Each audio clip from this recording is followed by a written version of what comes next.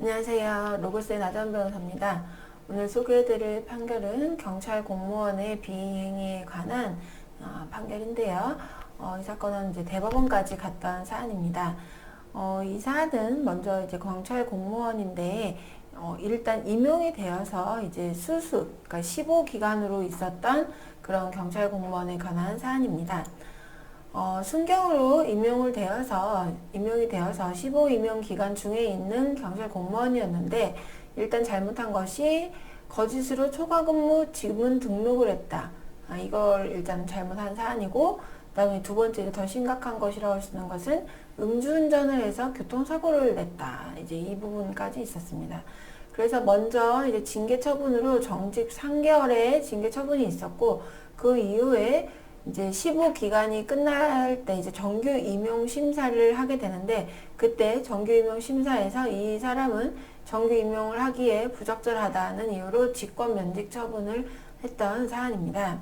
그래서 이거에 대해서 이제 경찰 공무원이 이제 다퉈서 소송까지 오게 된 사안이에요.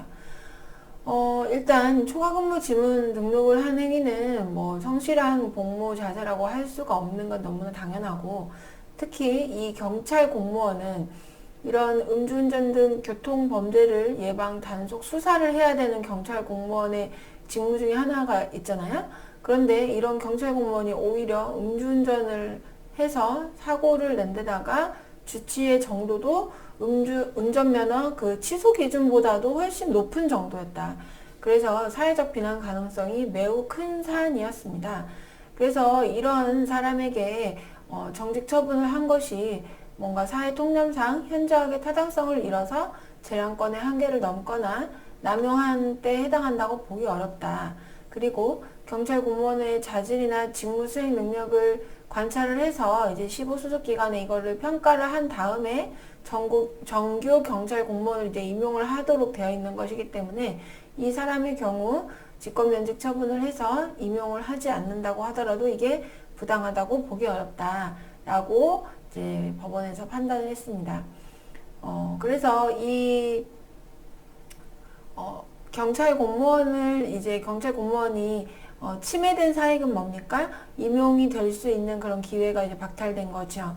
근데 공익은 뭡니까? 국민에게 신뢰를 주고 국민이 맡긴 그 공무를 잘 수행할 수 있는 그런 경찰 공무원을 채용하기 위한 공익이 있잖아요. 그 두 가지를 비교를 한다면 공익이 오히려 더 크다, 중요하다고 보아야 될 사안이겠죠. 그리고 이런 직권 면직 처분 자체가 재량권의 한계를 넘거나 남용을 해서 사익을 침해한 것이라고 보기도 어렵다라고 이제 법원에서 판단했던 사안입니다.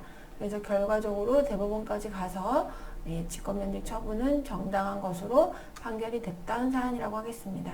사실 이제 이런 일이 뭐 흔한 사안은 아니지만 이런 일이 실제로 발생을 하는 경우들이 종종 있고, 이런 경우는 사실 이제 또 공무원이 구제를 받기가 사실 쉽지는 않은 사안인 건 맞습니다.